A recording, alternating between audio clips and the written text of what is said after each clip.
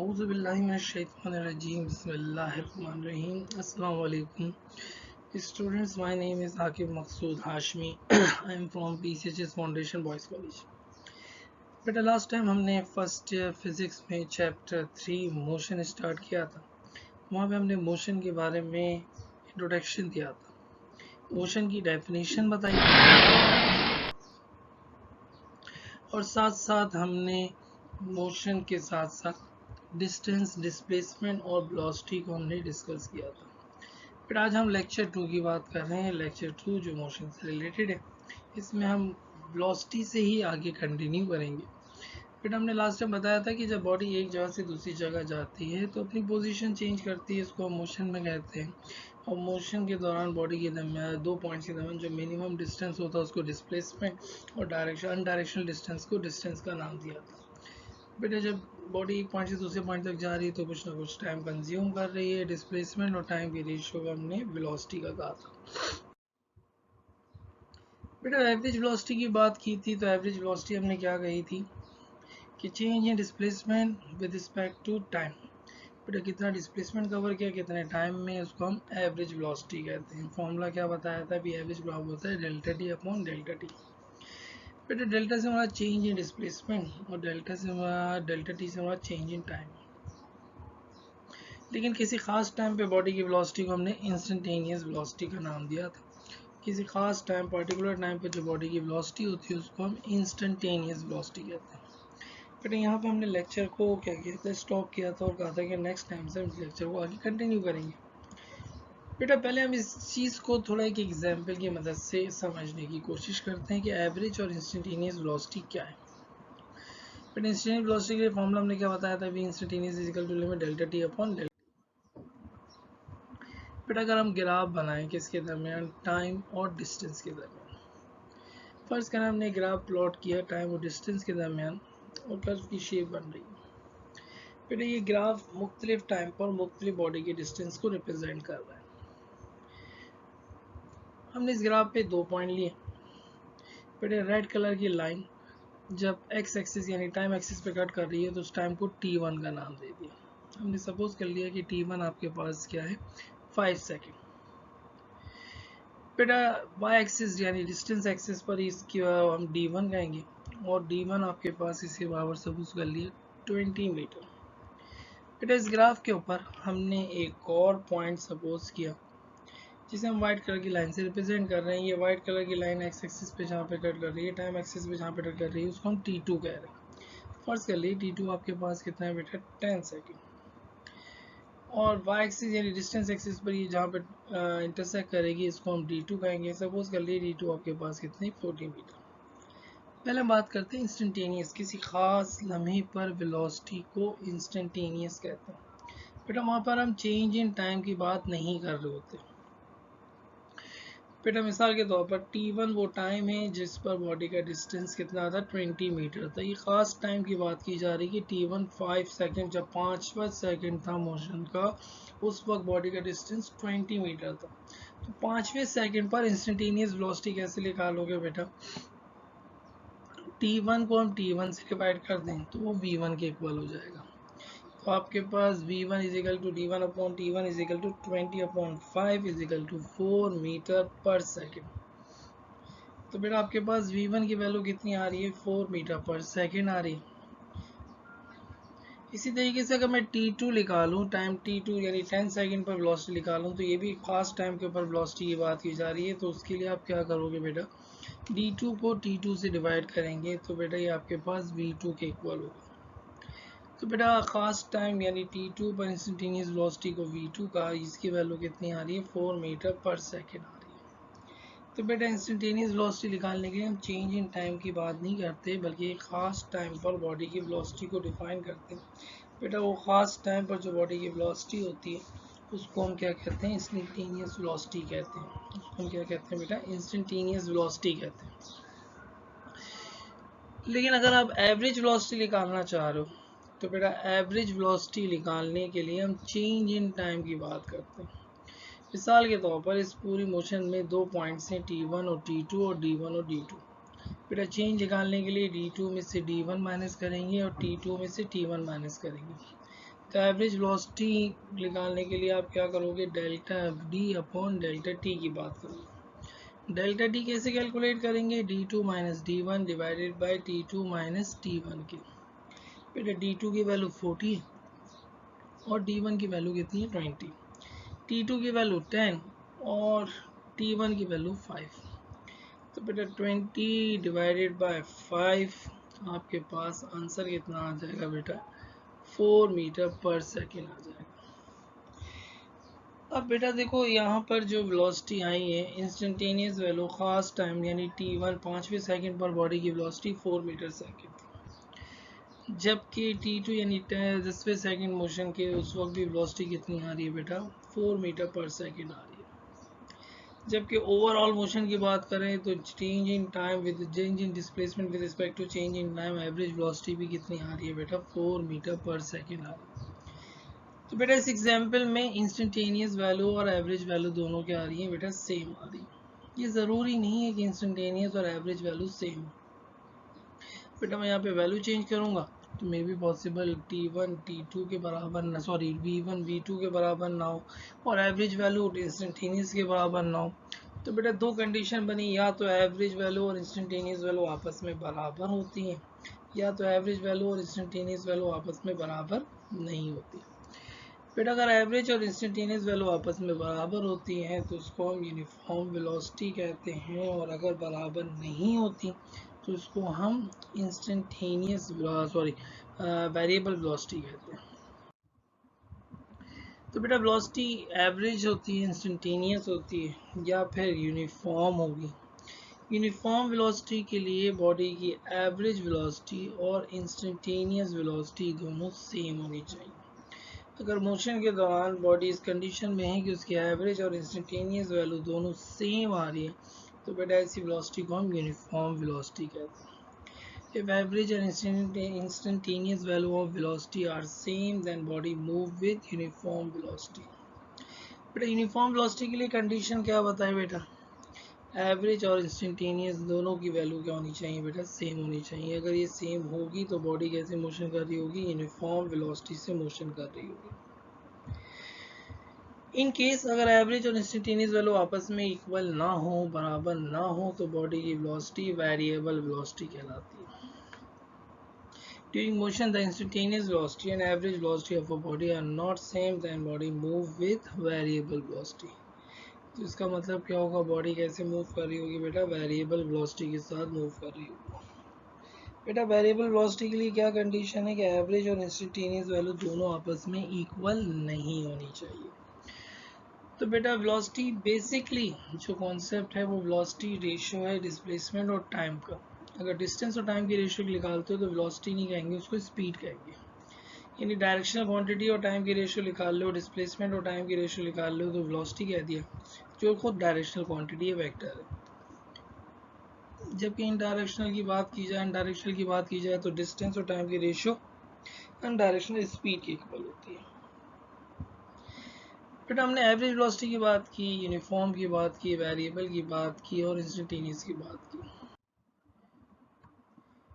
The change of position of a body in a particular direction. अब देखो जो भी लेक्चर हमने दिया है उसको थोड़ा सा दोबारा गो थ्रू कर रहे हैं। कह रहा है कि चेंज इन पोजीशन, बॉडी की पोजीशन चेंज हो रही है, तो बेटा बॉडी किस में आ जाएगी, मोशन में हो जाएगी। इन अ पार्टिकुलर डायरेक्शन, खास डायरेक्शन में कर रहा है, तो बेटा मोशन में जब बॉडी किसी खास डायरेक्शन में मोशन करती है तो बेटा उसको हम क्या कहते हैं, डिस्प्लेसमेंट कहते हैं। The change of displacement of a body with respect to time, कितना डिस्प्लेसमेंट चेंज हुआ और कितने टाइम में, तो बेटा ये कंडीशन किसकी बात की जा रही है, एवरेज वेलोसिटी की बात की जा रही है। तो बेटा जब बॉडी में डिस्प्लेसमेंट चेंज हो रहा है with respect to change in time तो उसको हम क्या कहते हैं, एवरेज वेलोसिटी कहते हैं। The rate of change of position in a particular direction is called, बेटा फिजिक्स में जब भी लफ्ज रेट का आएगा डेफिनेशन में तो इसका मतलब डिवाइडेड बाय टाइम। कह रहा है कि rate of change of position in a particular direction. तो पहली बात change in position particular direction, देखो पिछले पहली एमसीक्यू पहली फिल इन द ब्लैंक्स में इसकी डेफिनेशन है ये डिस्प्लेसमेंट की। इसका मतलब जो ये वर्ड दिखा हुआ है change of position in a particular direction, basically इसकी बात कर रहा है डिस्प्लेसमेंट, यानी change in displacement. The rate of change of displacement कह रहा है, तो यानी change in displacement with respect to change in time. तो बेटा ये भी इसी डेफिनेशन है बेटा, एवरेज वेलोसिटी की definition. The total change in displacement divided by total change in time of a body। देखो एक ही चीज़ को बार बार डिफरेंट तरीके से पूछने का मकसद सिर्फ ये होता है कि आपको ये चीज़ से ग्रो थ्रू करवा दिया जाए कि वर्डिंग से ज़्यादा कॉन्सेप्ट पे बेस हो रही है। तो बेटा टोटल चेंज, यानी जहाँ पे भी चेंज इन डिस्प्लेसमेंट और चेंज इन टाइम का लफ्ज़ आएगा वो किसकी बात की जा रही है, एवरेज की बात की जा रही है, तो एवरेज वेलोसिटी हो जाएगा। बेटा बाज़ जगह चेंज को शिफ्ट भी कहते हैं, तो ये भी कह सकते हैं shift in displacement with respect to change in time क्या कहलाएगी, एवरेज वेलोसिटी कहलाएगी।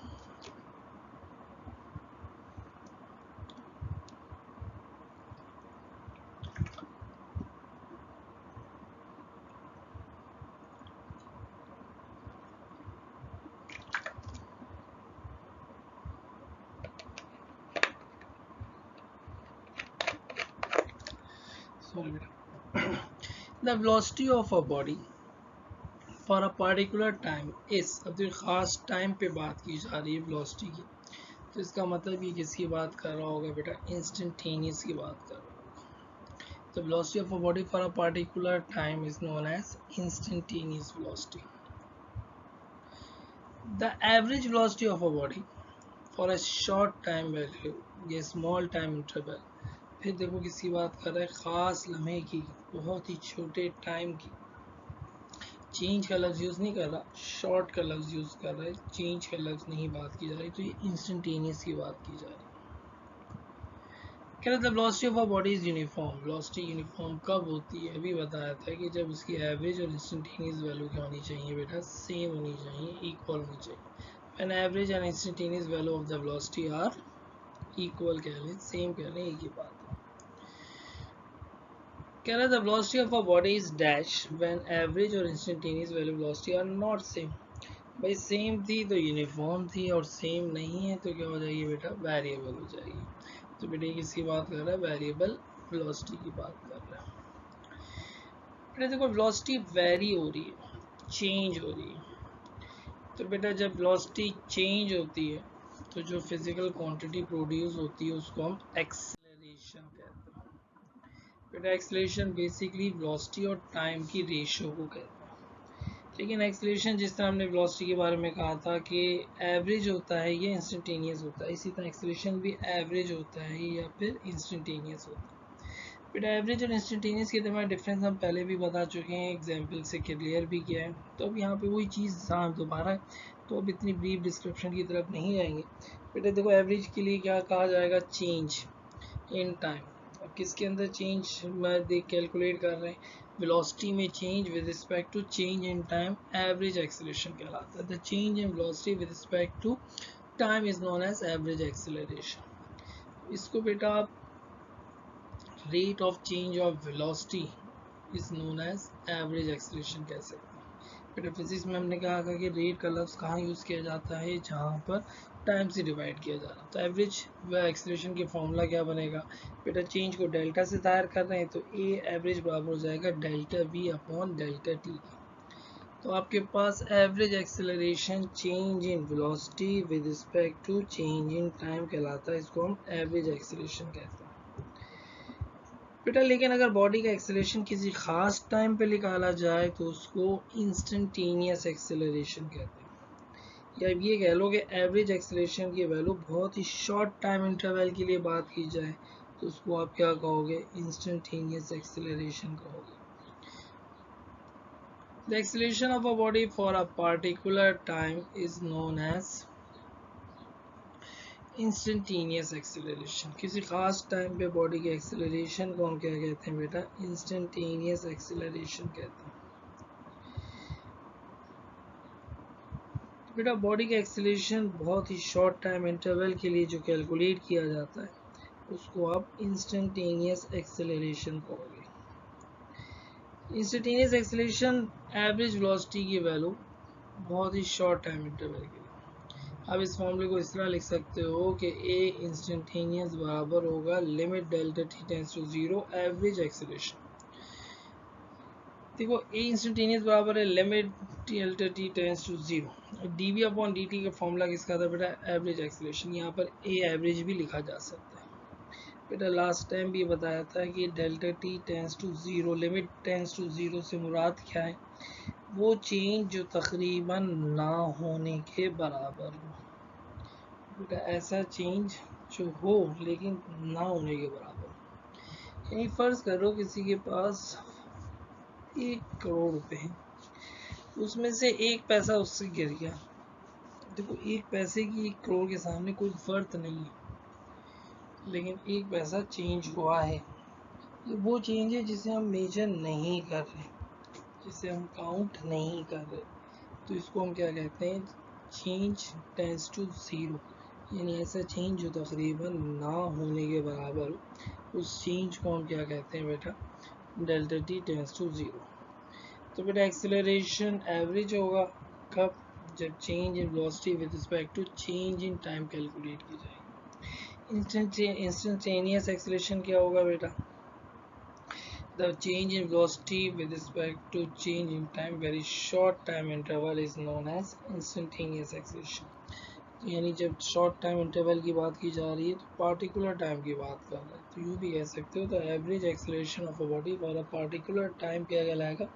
इंस्टेंटेनियस एक्सेलरेशन कहलाएगा बेटा।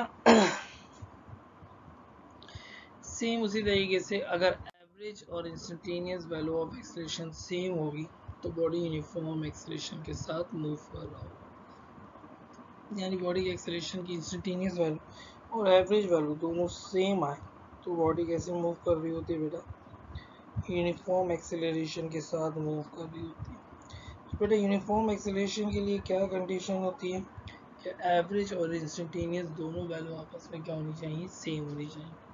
अगर दोनों वैल्यू सेम नहीं होगी तो बॉडी वेरिएबल एक्सेलरेशन के साथ मूव कर रही होगी, और दोनों वैल्यू अगर सेम होगी तो बॉडी क्या कर रही होगी बेटा? यूनिफॉर्म एक्सेलरेशन के साथ मूव कर रही होगी बेटा। यूनिफॉर्म एक्सेलरेशन की एग्जांपल अगर हम देना चाहें तो फ्री फॉल बॉडी का एक्सेलरेशन यूनिफॉर्म होता है। यानी बॉडी कितनी भी हाइट से गिर रही हो, जैसे जैसे नीचे जाएगी उसका एक्सेलरेशन 9.8 ही रहेगा, लेकिन आप ऐसे बॉडी की वेलोसिटी क्या कर रही होगी? इंक्रीज कर रही होगी, लेकिन एक्सेलरेशन की वैल्यू क्या रहेगी? कांस्टेंट रहेगी। तो बेटा इसको हम यूनिफॉर्म एक्सेलरेशन की एग्जांपल कह सकते हैं कि इस बॉडी में जब एक्सेलरेशन कैलकुलेट किया जाएगा किसी खास टाइम पर, जब भी वैल्यू 9.8 आएगी और पूरी मोशन के दौरान एक्सेलरेशन यूज़ किया जाएगा, कैलकुलेट किया जाएगा, तो जब भी वैल्यू कितनी यूज़ हो रही होगी? 9.8 यूज़ हो रही होगी बेटा। एक्सेलरेशन वेरिएबल होगा अगर इंस्टेंटेनियस वैल्यू और एवरेज वैल्यू सेम नहीं होगी। If instantaneous and average value of acceleration are not same, then body move with variable acceleration। तो बेटा इसके लिए कंडीशन क्या है? एवरेज और इंस्टेंटेनियस वैल्यू सेम नहीं होगी, नॉट इक्वल होगी। देखो एक गाड़ी स्टार्ट होती है तो इनिशियल वेलोसिटी 0 है, और स्टार्ट होने के बाद गाड़ी 3 सेकंड में उसका एक्सेलरेशन 3 मीटर पर सेकंड स्क्वायर है। जब गाड़ी रोड पे आ गई अब उसका एक्सेलरेशन 5 मीटर पर सेकंड स्क्वायर हो गया। अब आप गाड़ी की स्पीड कभी बढ़ाओगे कभी स्पीड कम करोगे तो इसका एक्सेलरेशन कभी बढ़ेगा कभी कम हो जाएगा, कभी एक्सेलरेशन बहुत ज़्यादा तेज़ी से बढ़ेगा, कभी बहुत कम बढ़ेगा, कभी बहुत ज़्यादा बढ़ जाएगा। तो बेटा इसमें इंस्टेंटेनियस और एवरेज वैल्यू दोनों कभी भी सेम नहीं आएगी। तो बेटा ऐसे एक्सेलरेशन को हम क्या कहते हैं? Variable acceleration. बेटा ये बात तो क्लियर हो गई कि अगर यूनिफॉर्म एक्सेलरेशन है तो उसकी वैल्यू चेंज नहीं हो रही, और वेरिएबल है तो उसकी वैल्यू चेंज हो रही है। बेटा चेंज दो तरीके से आता है, या तो वो इंक्रीज़ कर रहा होता है या वो डिक्रीज़ कर रहा होता है। यानी किसी वजह से बॉडी की वेलोसिटी इंक्रीज़ कर जाए, और वेलोसिटी की इंक्रीज़ करने से एक्सेलरेशन भी क्या कर जाए बेटा? इंक्रीज़ कर जाए। या किसी भी वजह से बॉडी की वेलोसिटी डिक्रीज़ कर जाए, और वेलोसिटी की डिक्रीज़ करने से एक्सेलरेशन भी क्या कर जाए बेटा? डिक्रीज़ कर जाए। तो अगर एक्सेलरेशन इंक्रीजिंग वेलोसिटी की वजह से तो उसको हम पॉजिटिव एक्सेलरेशन कहते हैं। बेटा गाड़ी में जब आप एक्सीलेटर दबाते हो तो एक्सीलेटर दबाने से गाड़ी की स्पीड क्या करती है, इंक्रीज कर रही होती है। तो जितनी ज़्यादा स्पीड इंक्रीज करती जाएगी एक्सीलरेशन भी इंक्रीज करता जाएगा। तो बेटा acceleration of a body due to the increasing in velocity is known as positive acceleration. ऐसे एक्सीलरेशन को हम क्या कहते हैं बेटा, पॉजिटिव एक्सीलरेशन कहते हैं। तो बेटा वो एक्सीलरेशन ऑफ बॉडी जो इंक्रीजिंग वेलोसिटी की वजह से पैदा हो रहा हो उसे हम क्या कहते हैं बेटा, पॉजिटिव एक्सीलरेशन कहते हैं। लेकिन अगर एक्सीलरेशन इंक्रीज करने के बजाय डिक्रीजिंग वेलोसिटी की वजह से पैदा हो तो बेटा वो एक्सीलरेशन नेगेटिव एक्सीलरेशन कहलाता है। देखो गाड़ी चलाते वक्त अचानक आपने ब्रेक दबाई या ब्रेक दबा रहे हो तो बेटा ब्रेक दबाने से स्पीड बढ़ती नहीं है बल्कि स्पीड कम होती है, यानी वेलोसिटी बढ़ने के बजाय वेलोसिटी क्या कर रही है बेटा, डिक्रीज कर रही है। बेटा वेलोसिटी डिक्रीज करेगी तो हम इसके लिए नेगेटिव साइन यूज करते हैं। तो बेटा जब वेलोसिटी डिक्रीज कर रही है तो जो एक्सेलरेशन पैदा होगा वो भी नेगेटिव एक्सेलरेशन कहलाएगा। तो बेटा नेगेटिव एक्सेलरेशन, नेगेटिव साइन किस बात को इंडिकेट कर रही है कि यहाँ पे वेलोसिटी क्या कर रही थी बेटा, डिक्रीज कर रही थी। और पॉजिटिव एक्सेलरेशन किस बात को इंडिकेट करता है बेटा कि यहाँ पे वेलोसिटी क्या कर रही है बेटा, इंक्रीज कर रही है। तो नेगेटिव एक्सेलरेशन क्या है? If acceleration of a body is produced due to the decreasing in velocity, then acceleration is known as negative acceleration। बेटा नेगेटिव एक्सेलरेशन को रिटार्डिएशन भी कहते हैं और डी एक्सेलरेशन भी कहते हैं। देखो किसी बॉल को जब आप ऊपर की तरफ फेंकते हो तो बेटा उसकी वेलोसिटी इंक्रीज नहीं करती बल्कि क्या करती है, डिक्रीज करती है। और कितनी डिक्रीज कर रही होती है? हर सेकंड में 9.8 मीटर पर सेकंड डिक्रीज करती है। तो इसलिए हम ऊपर जाते हुए जी की वैल्यू क्या लेते हैं बेटा, माइनस का 9.8। ये इस बात को इंडिकेट कर रहा है कि एक्सेलरेशन नेगेटिव है, यानी वेलोसिटी क्या कर रही है, डिक्रीज कर रही है। ऊपर जाते जाते बॉडी मैक्सिमम हाइट पे पहुंचेगी। मैक्सिमम हाइट पर पहुंचने के बाद बॉडी की वेलोसिटी 0 हो जाएगी। अब बॉडी ऊपर नहीं जाएगी बल्कि क्या कर रही होगी बेटा, नीचे आ रही होगी। अब जब नीचे आएगी तो उसकी वेलोसिटी अब क्या कर रही होगी, इंक्रीज कर रही होगी। कितनी इंक्रीज करेगी बेटा, हर एक सेकंड में उसकी वेलोसिटी 9.8 मीटर पर सेकंड इंक्रीज कर जाएगी। तो बेटा यहाँ पे वेलोसिटी इंक्रीज कर रही है तो एक्सेलरेशन हम क्या लेंगे बेटा, पॉजिटिव लेंगे। इसलिए हम न्यूमेरिकल्स में जी की वैल्यू पॉजिटिव लेते हैं जब अगर बॉडी डाउनवर्ड मूव कर रही होती है, और जी की वैल्यू नेगेटिव लेते हैं जब बॉडी क्या कर रही होती है बेटा, अपवर्ड मूव कर रही होती है। यहाँ पे नेगेटिव साइन ये नहीं है कि वेलोसिटी की डायरेक्शन को बता रहा है, यहाँ पे नेगेटिव साइन ये बता रहा है कि वेलोसिटी क्या कर रही है, डिक्रीज कर रही है। और पॉजिटिव साइन ये क्या बता रहा है कि वेलोसिटी क्या कर रही है बेटा, इंक्रीज कर रही है।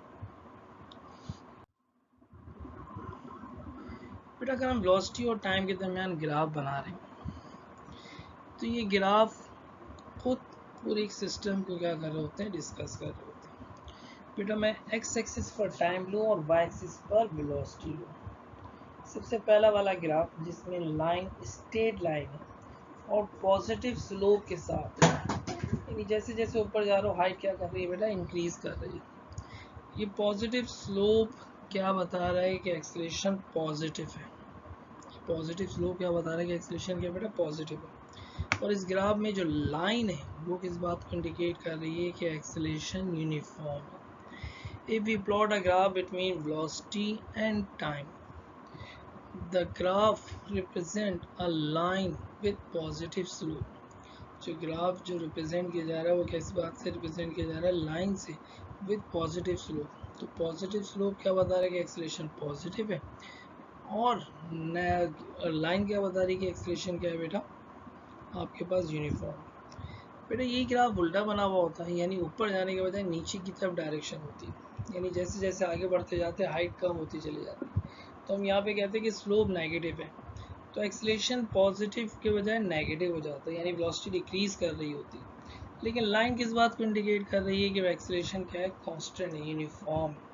तो बेटा लाइन बताती है कि एक्सेलरेशन यूनिफॉर्म है, और स्लोप क्या बता रहा है कि बेटा या तो पॉजिटिव होगा या फिर नेगेटिव होगा। लेकिन अगर मैं वेलोसिटी और टाइम के दरमियान ग्राफ बनाता हूँ और ये ग्राफ लाइन के बजाय कर्व बनता है तो बेटा कर्व किस बात को बता रहा है कि कर्व बता रहा है कि एक्सेलरेशन वेरिएबल है, यानी इसकी वैल्यू कांस्टेंट नहीं है, कभी ज़्यादा हो रही है कभी कम हो रही है। बेटा इस ग्राफ के अंदर देखोगे इनिशियली ग्राफ ऊपर की तरफ जा रहा है, फिर सेकंड ग्राफ की बात हो रही है जहाँ पे वेरिएबल एक्सेलरेशन लिखा हुआ है, फिर बाद में नीचे की तरफ है। तो ऊपर जाने का मतलब वेरिएबल एक्सेलरेशन पॉजिटिव है, नीचे आने का मतलब वेरिएबल एक्सेलरेशन नेगेटिव है। बेटा तीसरे ग्राफ में वेलोसिटी और टाइम के दरमियान ग्राफ बन रहा है, लेकिन लाइन ही बन रही है, लेकिन ये लाइन बगैर स्लोप के, यानी ये एक्स एक्सिस की कैसे पैरेलल है, टाइम एक्सिस की क्या है, पैरेलल है।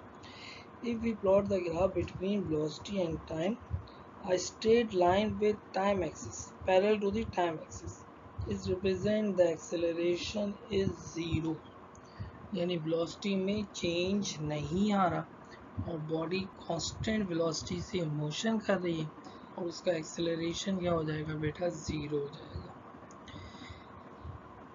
बेटा चौथे ग्राफ में आपके पास कर्व है और उसके ऊपर रेड कलर की लाइन है। बेटे रेड कलर की लाइन एक खास पॉइंट पर टच कर रही है। तो बेटा अगर हम ग्राफ में एक टेंजेंट ड्रॉ करें तो टेंजेंट किस बात को इंडिकेट करता है, डायरेक्शन ऑफ एक्सेलरेशन को रिप्रेजेंट। तो बेटा ये ग्राफ किसके दरमियान बनाया जा रहा है, वेलोसिटी और टाइम के दरमियान। अगर वेलोसिटी और टाइम के दरमियान जो ग्राफ बनाया जाए तो बेटा लाइन किसको रिप्रेजेंट करती है, एक्सेलरेशन को।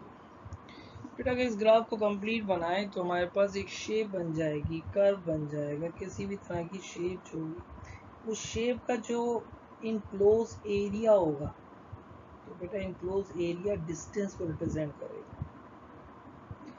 यानी वेलोसिटी और टाइम के दरमियान जब भी ग्राफिकल रिप्रेजेंटेशन की जाती है तो लाइन या कर्व किसको रिप्रेजेंट करता है, एक्सेलरेशन को, और एरिया अंडर द कर्व किस बात को रिप्रेजेंट करता है बेटा, डिस्टेंस को। फिर अगर आप ग्राफ बनाओ, ग्राफ बनाने के बाद पूरी मोशन को डिस्कस करने के बाद जो ग्राफ की शेप बनती है वो ट्रायंगल है, तो बेटा जो ट्रायंगल का एरिया होगा वही डिस्टेंस के बराबर होगा। अगर शेप रेक्टेंगल बन रही है तो रेक्टेंगल का जो एरिया होगा वो किसके बराबर होगा, डिस्टेंस के बराबर होगा। तो जो इन ग्राफिकल रिप्रेजेंटेशन से पता क्या चला बेटा, if we plot the graph between velocity and time, पहली चीज़ क्या पता चली बेटा, the line represent the acceleration. Line किसको रिप्रेजेंट कर रही है बेटा, एक्सेलरेशन। और स्लोप किसके रिप्रेजेंट करता है, एक्सेलरेशन पॉजिटिव है या नेगेटिव। जबकि एरिया अंडर द कर्व किस बात को रिप्रेजेंट कर रहा है बेटा, आपके पास डिस्टेंस रिप्रेजेंट कर रहा है। बेटा देखो हमने अभी क्या क्या चीज़ें यहाँ पे डिस्कस की, डिस्टेंस, वेलोसिटी, एक्सेलरेशन, टाइम का भी जिक्र आ गया, ठीक है जी। बेटा इन चीज़ों के दरमियान जो रिलेशन होता है, the mathematical relation between velocity, time और एक्सेलरेशन, ये equation of motion. Equation of motion हमने क्या क्या पढ़ी थी, v F equal to we I plus A t, s equal to we I T plus half A T square, two a s equal to V F square minus we I square. बेटा ये equation of motion कहलाती है। First equation of motion velocity, acceleration, time के दरमियान रिलेशन, v for velocity, a for acceleration, t for time. Second equation of motion आपके पास s is equal to we I T plus half A T square, distance, velocity, time और acceleration के दरमियान रिलेशन। Third equation of motion आपके पास 2as is equal to V F square minus we I square है। Acceleration, distance और velocity के दरमियान रिलेशन को हम क्या कहते हैं, थर्ड इक्वेशन ऑफ मोशन कहते हैं। बेटा वी आई से मुराद इनिशियल वेलोसिटी है, वी एफ से मुराद आपके पास फाइनल वेलोसिटी है। बेटा अगर कोई बॉडी फ्री फॉल मोशन कर रही है तो इन फॉर्मूलों में जहाँ जहाँ ए लिखा है वहाँ पर जी आ जाएगा, क्योंकि फ्री फॉल बॉडी का एक्सेलरेशन ग्रेविटेशनल एक्सेलरेशन के इक्वल होता है और इसकी वैल्यू को हम किससे रिप्रेजेंट करते हैं, जी से, जो क्या होती है 9.8 मीटर पर सेकेंड स्क्वायर। देखो बॉडी ऊपर से नीचे, नीचे से ऊपर जा रही है तो बेटा बेसिकली वो डिस्टेंस हाइट कहलाता है। तो बेटा जब बॉडी ऊपर से नीचे आ रही है तो हाइट में यानी वर्टिकली डिस्टेंस कवर कर रही होगी, कर तो डिस्टेंस रही है, उस वर्टिकल डिस्टेंस को हाइट से रिप्रेजेंट किया जाता है एच से। तो बेटा फ्री फॉल बॉडी के लिए ये इक्वेशन क्या हो जाएंगी आपके पास, V F equal to we I plus A T के इक्वल हो जाएगा। सॉरी, फ्री फॉल बॉडी के लिए रिलेशन आप में कन्वर्ट किसके बराबर हो जाएगा, आपके पास V F equal to we I plus A T convert हो जाएगा V F equal to we I plus G T के, S equal to we I T plus half A T square इसमें कन्वर्ट हो जाएगा, H equal to we I T plus half G T square, 2as equal to V F square minus we I square किसके equal हो जाएगा बेटा आपके पास 2gh equal to V F square minus we I square. अच्छा बेटा, इस पूरे lecture में हमने आज क्या डिस्कस किया? सबसे पहले हमने डिस्कस किया वेलोसिटी को, फिर एक्सेलरेशन की बात की और ग्राफिकल रिप्रेजेंटेशन की बात की। बेटा एक्सेलरेशन की बात जब हम कर रहे हैं तो एक्सेलरेशन, डिस्प्लेसमेंट, डिस्टेंस और वेलोसिटी के दरमियान जो रिलेशन है वो हमारे पास क्या कहलाता है? इक्वेशन ऑफ मोशंस कहलाता है।